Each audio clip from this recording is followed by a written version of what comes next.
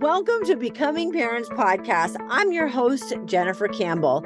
I'm a doula in Washoe County, Nevada, a Medicaid provider, a lactation educator, childbirth educator, and mom of 18. You can find me and connect on doulainreno.com. Remember, give a shout out to those who are brave enough to share their stories with us on how they have become parents. Let's dive in. Welcome to Becoming Parents Podcast. I'm the host, Jennifer Campbell, and today I have on Alana Heim. How are you? I'm awesome. So this is my special bonus local episode. So we actually know each other. We hug. We see each other once a month at the networking group that you run, which we'll talk about. And you've actually been on my podcast 4 other times. So we're going to do this a little differently because there's Yay. lots of information about what you do and your parenting journey. And that's all. We have the links for all of that and how to find you. So I want to jump in and have you talk about, you have a 15-year-old and twin 9-year-olds, and you're shifting, or you're being much more intentional about your parenting and your relationship with your husband. So I want to just jump into that. Okay. Yeah. And here's a big piece too, just to know for everybody that's watching and listening, we go through a 9-year cycle in life. And every year there's a new theme for us. And I have to say, last year was a 6-year for me. And that's just looking at some numerology components. It's like birthday, birth month, and then added to the year. So last year was 2023. That was a 7-year for everybody. But personally, you're going to have a theme. And wow, was there growth opportunities for my relationship, especially with my husband, my kids, and us finding the dynamics of how are we supporting each other? Are we being supported? Are we communicating more effectively? And it was just kind of like all the pieces that led to noticing where I need to work on myself. My daughter's learned my bad habits. My 15-year-old is totally like holding in and wanting to be in that rebellious place. And I get it. And yet then seeing eye to eye with my husband and how do we parent this when he's former Marine, more military, and so just the dynamics that shift. And we're already in 2024. I can already feel things shifting. I can already see the huge growth that when we have conversations with my daughter who is not doing well in a class and we have to step in and be the parent, that she's not conflicted as much with us. She's not looking at us like, you're just trying to be this authority stepping in to control my life, right? And we all get that. We constantly come back to the place of, look, we're doing the best we can. We're here to help you make the best choices that you can when we're no longer in your life all the time, when you get to move out and grow up and do your own thing. But we have to step in if you're still acting like a kid and not taking on the responsibilities that you want when you know you're not an adult, but you think that you are. It's such a hard thing to navigate. I have a daughter who's 14, and it's the same thing. Like, you want more independence and freedom, but you have to have more responsibility and do it well. And although you think you have the answer, your life experience is short, which, kids can be like, whatever. But look, you have 14 years of life experience. That's wonderful. That's great. I have 53. And I've parented before, and I see a bigger picture, and I'm looking at things through a different lens as your parent, right? It's that same thing. But I get you're wanting more independence and freedom, and also you don't have the ability at your age to know what the best decisions are always, and that is hard. I know, I get it. You want to be 18, you're smarter, you have it all figured out. It was different when we were young. I get all the things, right? Yeah, we all hear it over And and over yet and over. you're not there yet. You're just not there yet, right? Yeah. And that is hard. It's hard also giving away, relinquishing some of that parenting. I don't want to use the word control because I don't think as parents we're trying to control our kids, but we're parenting our kids. But they perceive it that way. Correct. And that already is such a great place to notice the gap. Okay, I know you think we're coming from here. Can we tell you where we're actually coming and start to reconcile that? And I feel like that's a lot of what we had to continually do, is not really explain ourselves, but a little bit in the sense to help the brain development Yeah. understand that a little better and not just feel like we're this suffocating, looming, gloomy parenting organization or corporation that's like controlling you. Right. But And I had a that's where kid she takes say, it. you don't, why can't you just trust me? And I'm like, it's not my job to trust you. It's my job to train you, to teach you, to guide you. Trust, that's not really exactly part of a parenting relationship. It's not part of it. But if I just trusted you to do the right thing, I can guarantee you would fail miserably almost every time. And then I would have no trust in you and we'd have a different relationship with friction. If I think of it from not even having it, not using the word trust and using the word teach and train and, come alongside and that, well, then that's different. But if you want to throw the word trust around, And my daughter has done the same. right, It's because I'm so going the to same show thing they you the do. million ways that I don't trust you and that I'm not going Mhm. to trust you and that I don't feel like I can trust you. And those are not healthy, helpful conversations. So eliminating that word trust and using different vernacular. Now I'm guiding you. This isn't about trust. This is about me teaching you and guiding you and helping you and showing you and even proving to you the direction you're going. And that's because once you start bringing up trust, that's such a negative connotation. But, and the bottom line with kids is like, I don't, because you're probably not going to make the best decision. And that's not their fault. So I feel like you set it up with all this friction and like, my mom doesn't even trust me. And it's not even really about that. That's Right. the wrong language. So And I would yeah, say if we go internally, trust is coming externally from their mouth because they don't trust themselves yet. And if they don't, if, and again, this is for all of us. If we don't trust ourselves, it's really hard for us to trust other people. And now, if we're yeah. constantly like thinking that you then can't trust me, well, it's potentially because you already can't trust yourself. And so it's that dynamic that they're really exploring in the teenage years as their brain is developing, their body is changing, hormones, peer pressure, all these things are like out here. And that's where they're focused. Mm-hmm. That again, we don't know how to go inward, we don't know how to explore what we're feeling. And a lot of the things that she'll say is, well, you don't even know what I'm feeling, you don't even know what I'm going through. And I'm like, okay, well tell us. Well, I just can't right now. And so then we come back and we're like, so we keep hearing that there's stuff going on, like, when are you going to be able to share that? Oh, well, I've already moved on, or I don't need to talk about it. And that's such a big part of, if we think we can process it, but we really don't have the skills, because even as adults, we don't even know how to do that. So imagine when your children, whatever age, especially as teenage, they're not going to have those skills either. But then there's that fear that starts to come up that already keeps them from trusting themselves, trusting you.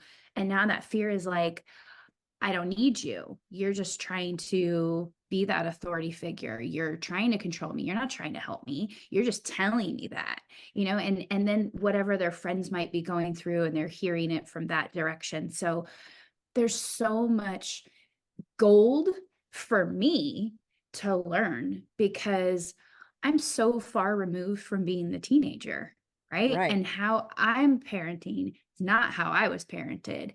And I'm constantly working on myself to be better and help my children. But they're constantly showing me where, if I'm still snappy, I'm clearly not coming from a place of love with them. And I need to work on that, right? And being patient, putting stuff down, and giving them my full attention, and these things that we maybe never have given ourselves.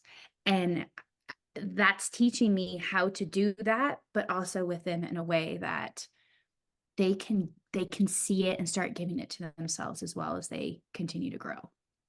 I think you said something in there that I don't disagree, but I think teenagers sometimes come from a place of angst, even if we are showing them and giving them and guiding them that love.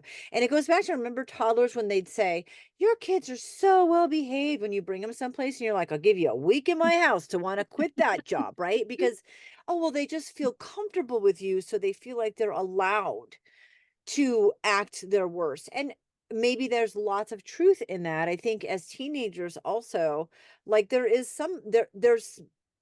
some of that, like from when they were toddlers, they feel like it's a space where they're allowed to not be on their best behavior or not be coming from a place of love, even when you are.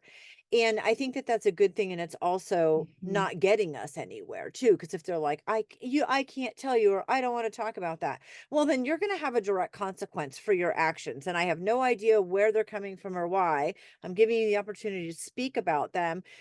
You may still have consequences, but at least I'll be doing it from a place of understanding. And now I'm just doing it, because with kids, depending on what it is and depending on their age, you want to protect them. And whether it's Yeah. And grades or a teacher or friends or social media or whatever's happening, the place you're coming from may be of love, but if they're not meeting you there, maybe they feel safe and secure and happy, but they're not always going to meet you back with love, I think and right, that's hard. right. And that is because it really is learned already. Because if you think of the infant and the toddler, and they already are the purest energy of love, they're there. They start to move away from it because of how potentially we react, Hmm. and start teaching them to be short. And I know my daughter is emotional. All of my kids are, myself included. It's part of our human design, our energies. I see the gift in allowing them that space to Hmm. feel the emotions. And that can be hard too, because sometimes it comes out really snappy and almost attacking. But I'm in that space of like, it's okay. I'm learning myself. Don't take it personally. It's not personal. They just need that venting. And that can be hard, because then sometimes that's where my husband is like, I don't like how she's talking. She shouldn't, and the kid shouldn't. And I'm like, look, I really believe that if they have this space, now they feel safe to use it and bring it to the table. Because if they can't do it here, where are they going to do it? At school, where they get in trouble and they get yelled at and told to knock it off and hold it in. You know what I mean? And we have to learn how to actually process our emotions in a healthy way, so that once we feel it and we just like vent about it, it's like we're done with it, which is very fascinating to witness with my kids. And it really is true that then they feel better and they've moved on, and it is not weighing them down. But when she goes back into her head and her mindset of, I can't tell you and you won't understand, I get to point out that's not fair. You're not even giving me the opportunity. You're not even giving Right. yourself the space to create for yourself and just let it air, let it out. And, so, and she'll journal and I think talk to friends, but sometimes you still learn that people are going to judge, and you only show so much and you don't really express the way that sometimes you can with family. And I feel like that's why family tends to get things taken out bigger and louder than with anybody else, because you do have that safety net. Yeah, I think that was my point. And it's hard. It's hard. This is my feeling with teenagers, with that snarky, snappy thing. Like, I want to understand. I am trying to have a conversation and I want this to be a conversation. But if you're going to talk to me like that in a disrespectful manner, it's now becoming a confrontation. And I'm not initiating that. But at some point, I need to call you on that because I'm not Mhm. willing for our relationship to be full of confrontations. And that's what's happening.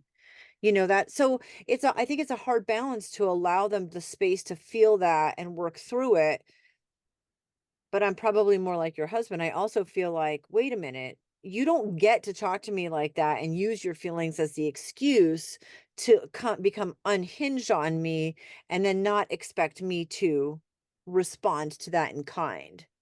Right. That's very challenging. It's very challenging. Yes. And so Can to we, me, that's another gap, that we have to like reconcile right. and see what is okay and what's not. And what I have to say, and I really appreciate, is in those moments later, right? Because emotions they're not in the moment. You really don't have the clarity. You're just kind of like spewing until you let yourself sit in it. She can come back and say, I'm sorry that I came out that way, or I said this, or I didn't do this. And it's like, wow, I feel like that's huge, It because there's is. a That lot is of huge. adults that don't do that. And so I'm like, okay, that's a win, you know, like I'm okay with it. And it helps me to realize, like, where am I feeling triggered, and Mhm. need to not lash back and get stuck in that feedback loop where, you know, that's what can happen with parents, where you're like, no, I'm bigger than you. I'm the authority. And right, we don't want to get to that place. We want to find the place of love. So I bring that up a lot too. Like, okay, am I coming from a place of love? Are you coming from a place of love? And I'll say that even when they're snappy and my kids are at each other. And sometimes they'll just shout at me like, no, because it is what it is. But again, if we can keep it in our consciousness and want to move in this place, I'm finding more peace and more Mhm. calm and more ease in all of it, which I feel like is huge. I learned very early on that 2 of my triggers are dishonesty and disrespect. Mm. That's a real hard place to be with kids because they're gonna lie and be Oh. disrespectful, especially when they become teenagers and you know it's a lie. You're looking at them with what they say, and there's not even a question that it's a lie, and it's even being said in a way that's very disrespectful. Mm. Um, yeah, so you're right. You have to kind of know what your triggers are and I'm very aware, like, okay, this is massively triggering for me.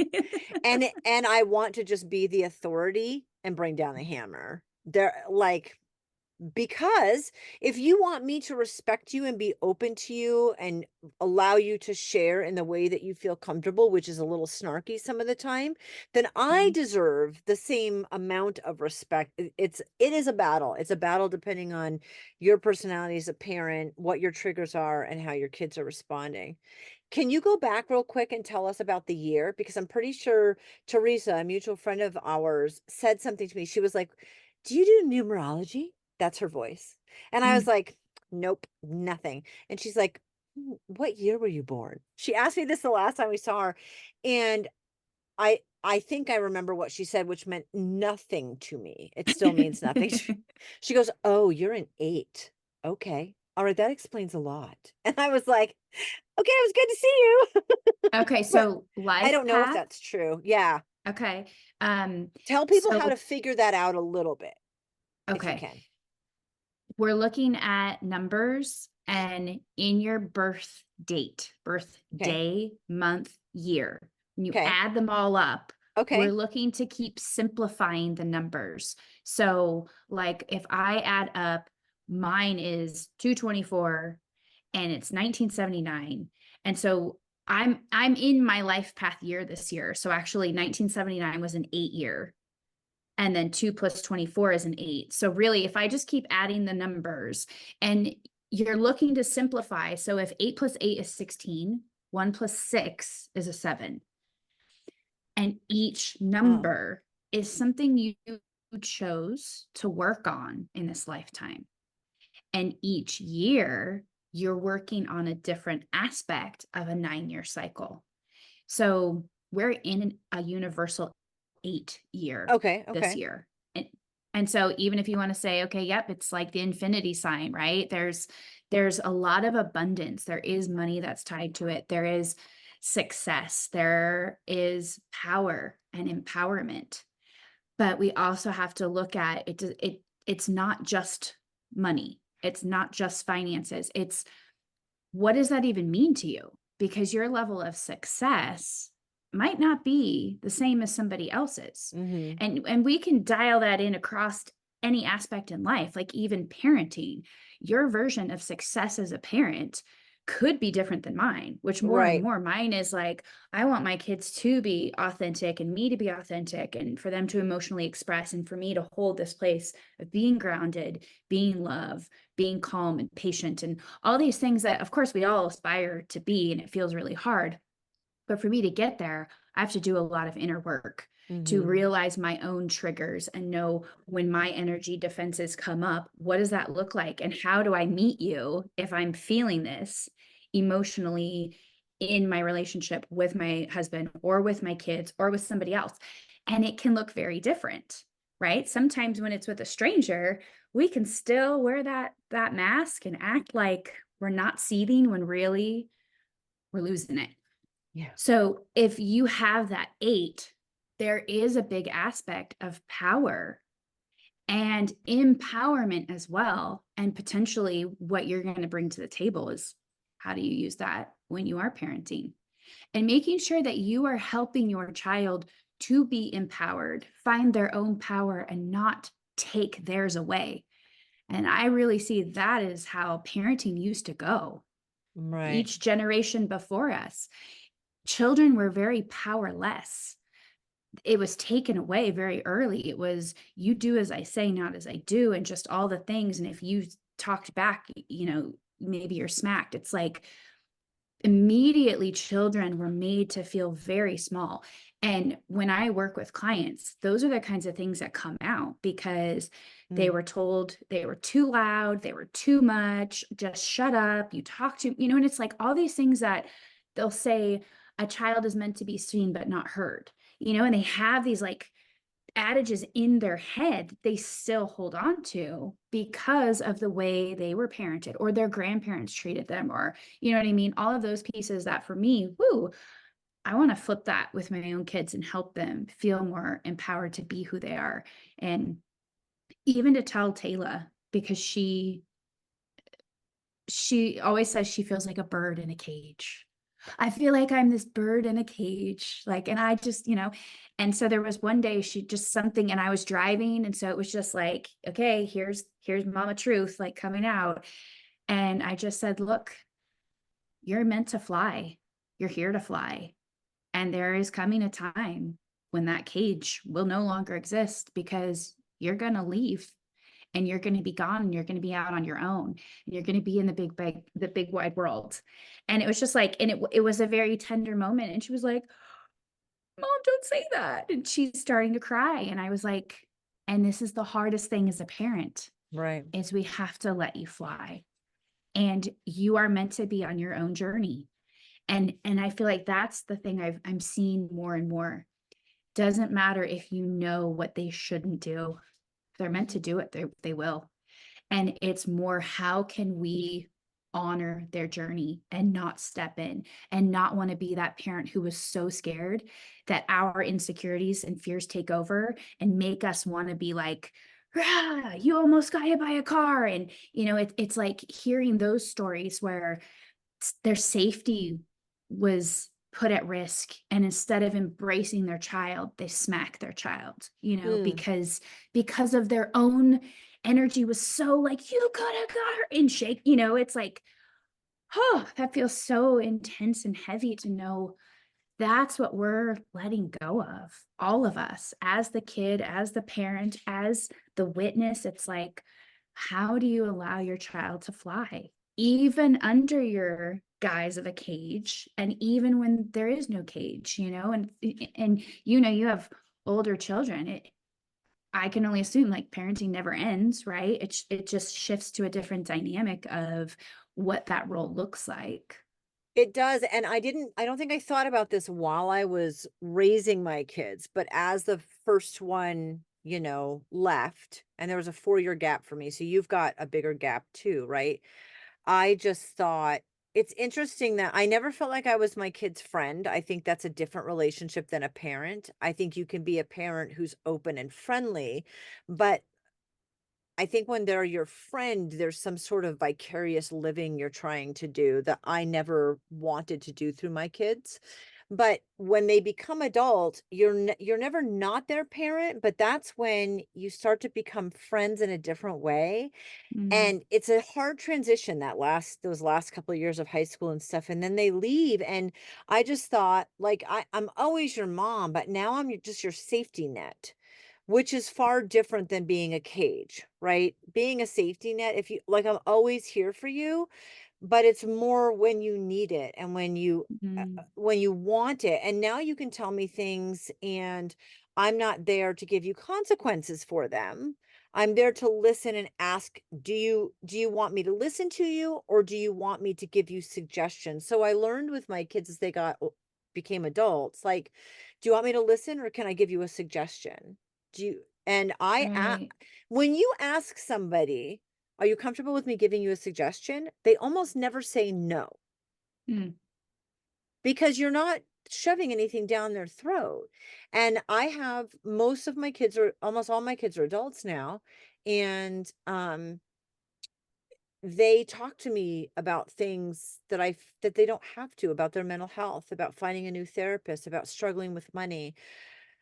Um you name it. And when I get a phone call and they're saying, I really want to talk to you about this, or can we meet for coffee? And I really want to just unload and I want you to share some suggestions. Like, there is no greater compliment because they don't have to anymore. They're not in the Right. cage.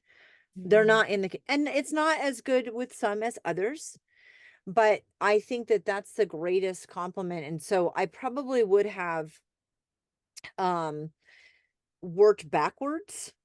Like, what do I want my relationship with my adult kids to look like? And then worked backwards from that to Mhm. figure out how I could have parented them a little differently or better so that that was the end result. And I didn't, because I didn't think that far Right. ahead. But I'm glad that I did a good enough job. Because look, as parents, we feel like we're failing all the time. We want to be, if you're doing a good job, you feel like you're failing and you want to do a better job. I mean, right? Because they mean so much to us, because we don't want to damage them. And I learned that no matter what, you're probably going to damage your kids because Yeah, and it's honestly, unintentional. and it's a blessing. It's Yeah. part of the life journey.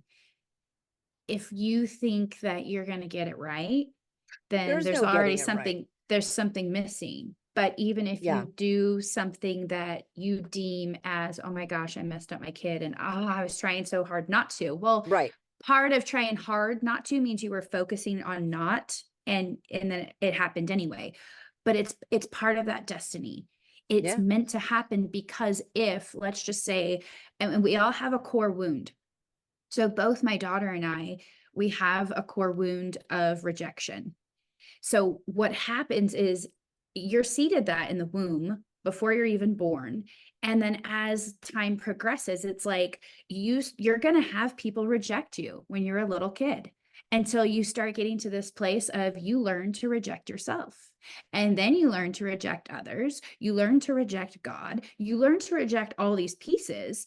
And until you start to see that, wow, there was a blessing there of all this rejection gets me to whenever that healing point is, whenever it just gets so intense and you're just like, something has to shift. Most of the time, it's when we're older. The gift of knowing a lot of these things now is we actually do get to shorten the duration for our children. They can learn these things and process through it so they can actually be impactful, like heroic adults instead of wounded, victimized adults, right? Growing up. So when they are learning this, at some point you come to realize the blessing of, wow, the rejection was the gift to teach me I need to start opening my heart to love me and love others. And even in that face of adversity and challenge of somebody's rejecting me, you know that they're hurting too. And now, how can I open up and help them or be more tender or be more gentle, even if it still feels intense? But now you have a choice. You don't have to just go through the pattern. And really, what you had to learn was the polarity. What does it mean to really be rejected for all those times until you get to start shifting in the other direction? And so that's what I really see is your parents always did do what your higher self or these higher parts of you needed so that you could see the full range. Because if we don't have that sometimes, it really kind of can be misleading or jaded or just keep you in just a certain direction instead of being able to have like the full robust aspects of it all, if that makes sense. How has this changed things with you, like refocusing so that because teenagers definitely, once you start to get triggered with that and you realize you want to do things differently. And so you switched gears to really feeling like you wanted to parent with love. How that's got to be spilling over to the 9-year-old twins, to your husband, to yourself, to the things that you're doing well, I would think like your Sunday afternoon session, which we haven't talked about much about your business, but when you do those, the distance, why Remote don't you energy talk about, sessions. yeah, Yeah. It's it's something that for me, again, I'm noticing in myself what needs to change. And then it starts to ripple and others will start to change. So a lot of times, like the twins, they just mirror each other, right? Which is what we all do, actually, is we mirror each other. And when that happens, it's like you'll see something in that person that just drives you insane. So you just chip away at it and then it comes back and it just keeps, it, it festers and it continues to grow until you realize, why does this bother me? Why do I let this bother me? What is it that bothers me? Well, maybe it's because I see something in you that I don't think I can do or I can be, right? Then why? And so it's this place of getting to a point where, you know what, if it doesn't bother you anymore and you do your thing, I don't respond, I don't get triggered, you might get bored or you might be like, oh.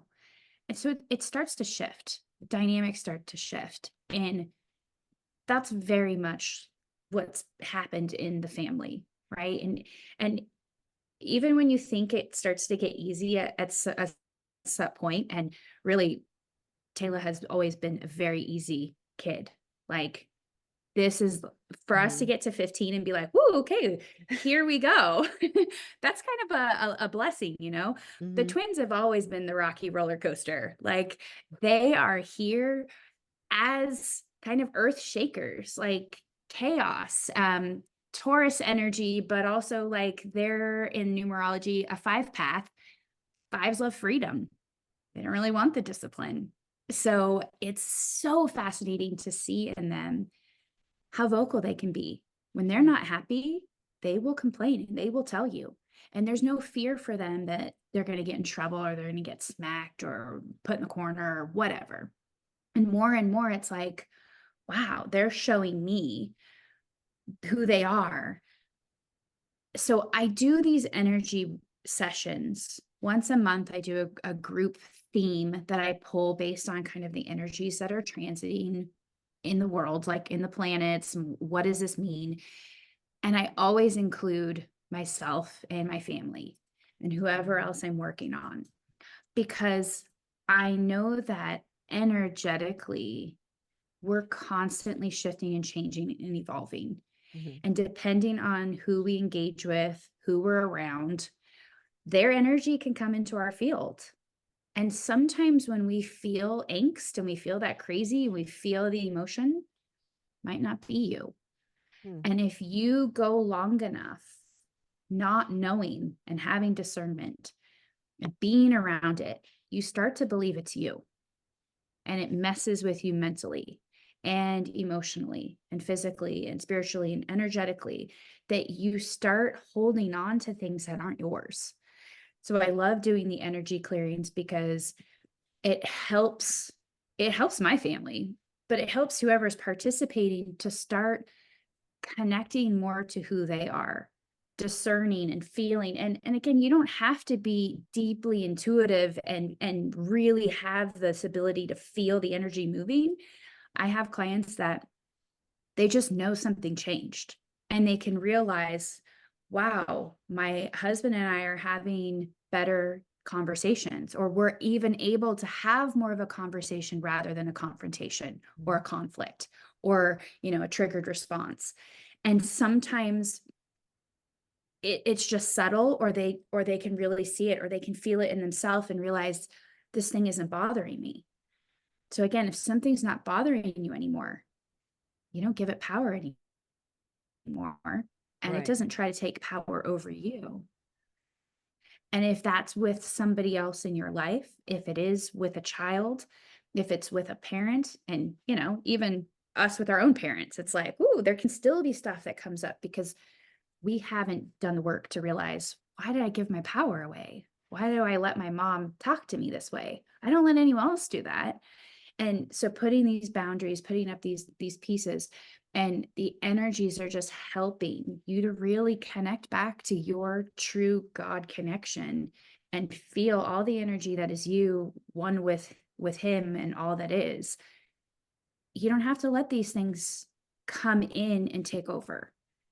You get to find clarity within you. You get to change mindset, if you want to say, or recognize that if you do have these emotional triggers, you get to be more the observer and say, oh my gosh, in my partner telling me how he's upset with me, I'm seeing, ooh, I was in my trigger and I didn't know I did that. I need to work on that. And that's the blessing for both sides, right? If my daughter's triggering me, what do I need to work on?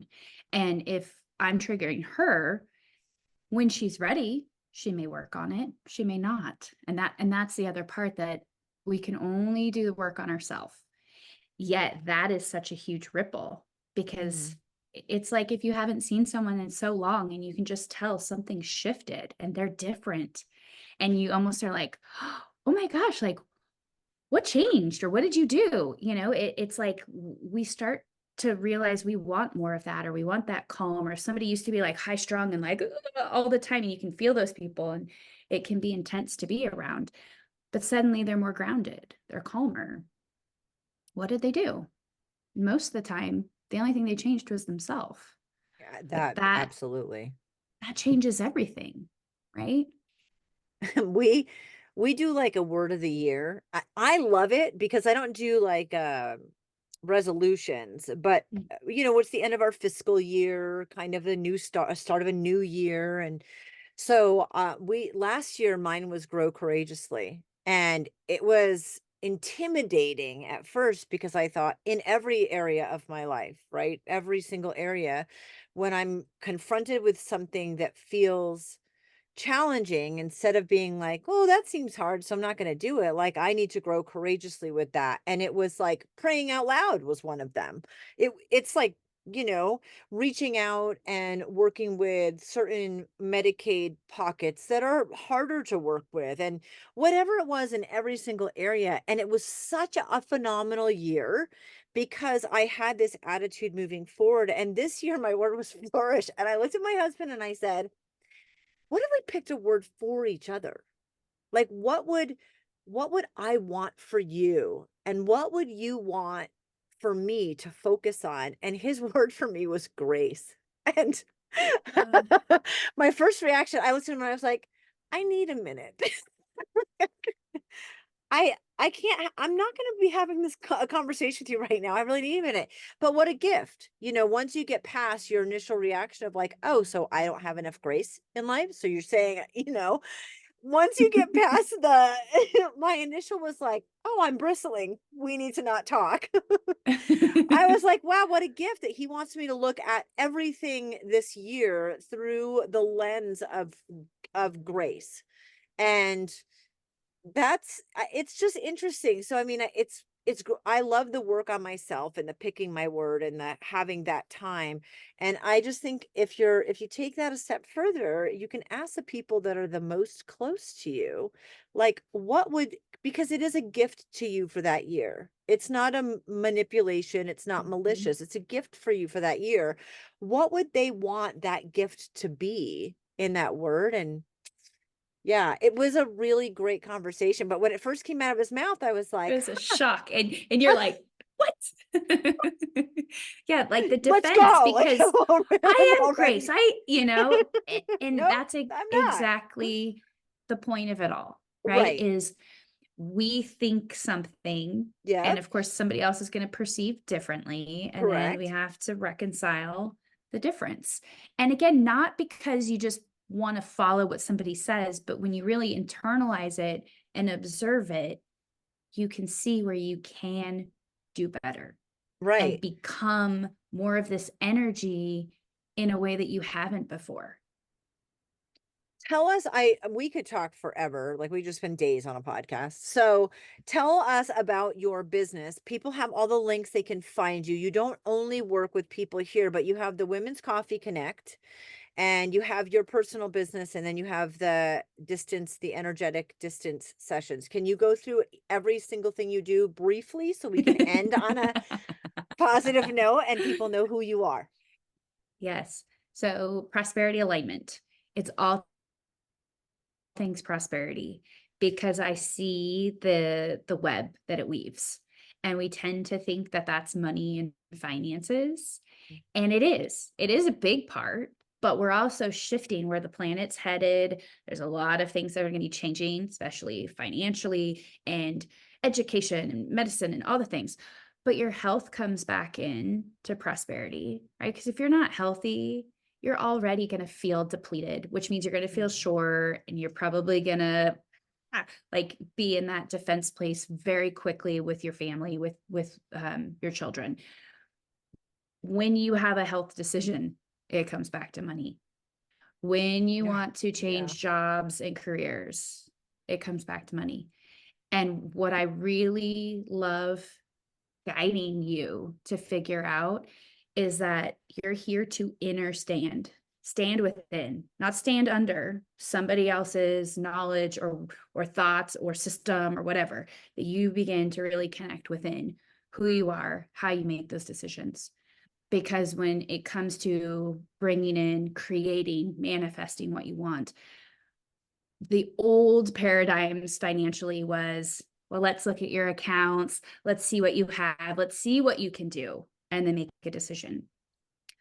If you really look at it and dial it in, you make the decision, and then the finances show up. You choose what is aligned for you. And it's really hard when we have systems like medicine that say, hey, I want to work with you as a doula, but my insurance won't cover it, so I can't. But deep down, intuitively, they know they need you. They know they want you. Trust that, make the decision, allow the resources to come in, because they will. And that's more how it works. So I use tools that are more astrology based. Human design is basically this map, this blueprint of how you actually energetically are here to operate. So how are you here to draw in what you want? How are you here to make decisions? How are you here to work and honor yourself to make sure you're sustainable rather than depleting and getting stuck in lack and scarcity? Whose energies do you feel that are influencing you? And which ones are yours that you're here to actually let shine and help others? I have another astrology-based tool, Gene Keys. Again, I run free charts. It's based on birth date, birth time, birth location. Gene Keys goes more into the contemplation and the true depths of how do these energies really impact you. And that's where I can see the core wound that's been influencing, impacting you in your life. I can see what you need physically and what you needed as that child, 0 to 7. What you needed to learn about yourself emotionally that came in 8 to 15, I can see what that emotional trigger is, right? So it's like there is a trigger where we can feel the respect or disrespect, and that can be very prominent. I also know how people then might go into their mental defenses and how they're here to attract others. And health-wise, what is it they need to give themselves to really take care of themselves? So there's like all these dynamics that I have clients that usually say, I know them better than they know themselves. I've Right? said that Because lots of times about you. I don't know if you want to know my answer, ask Alana. Alana, what should I do? Yep, that's what I should do. and ultimately, no, like I get to say, yes, here's what's coming up, and is that true for you? And then you access your truth, and you know if it's yes or no, and be able to really tap into that. And so the energy parts, I do remote energy sessions. I keep them fully distance because I know my energy. I know how I can influence you, right? If I'm working on you and I'm like, oh, Jen, oh, there's something going on in your gut, your head is going to go, yeah, I think I feel it. And you might, but you might not. But that's how powerful your head will be like, oh, okay, yeah. Oh, okay. Because it wants to make it relevant. It wants to make it true, wants to understand it. So I want you to have your own experience. And so I don't do a live call. It is always, hey, pick this time. I'm going to send you music. Is there something you want me to work on? And I record it and I send it to you later so that you can let your mind have that conscious experience and notice what comes up. but you and your higher self are doing the work. You're healing whatever these energetic imbalances might be, right? If you're knowing, oh, I've always tried to make decisions from my head, I need to be in my gut. And oh, by the way, my gut has been having issues for years. Mm-hmm. It's out of balance. And your gut was getting louder, trying to say, hey, come listen, come pay attention to me. I'm here, I'm down here. Oh, that's not working. Let me add some weight. Maybe now you'll see me. So it's like our body does these things. And you want to make sure that you're listening to all of these parts. So the energy work is really helpful to clear you, make sure that you're not running your life based on somebody else's energy that's been stuck in your field. Uh-huh. It's been so fun. I don't think we've done the Jankies, so we need to do that. But you do all of these amazing things, and I loved, like, share really share what your original degree was. Accounting. Yeah. I mean, I remembered that what it was, Yeah. but I And what did you yeah, so master's of accountancy, have my certified public accountant, certified financial planner. I still have those for advising only. And I now use CPA as the acronym for Cosmic Prosperity Activator, Oh. because what I love is Yeah. getting more into the root. And even for myself, the things I'm working on are like out there that most people won't really get, but Yeah. I want all of the power in you from all of your lifetimes, from you to God and back, like in right now, that you're activating all of it. And I say galactivating, right? Because it's so much bigger, it ripples everywhere. And there are things that get in the way. And so I love going into those depths of, is it from this lifetime as a child that you didn't get something, or you felt that rejection or the shame or guilt or whatever it is, that you're starting to notice it, and you get to change the pattern. You get to really clear it so that you're truly present. You're not lost in the mind and all the past stuff that it'll preach to you, that you get to truly set forth on your path the way that you're determining how you're creating it. Alana, thank you so much. Time number 5. So good. We could talk forever. Thank you. You're welcome. So glad to be here.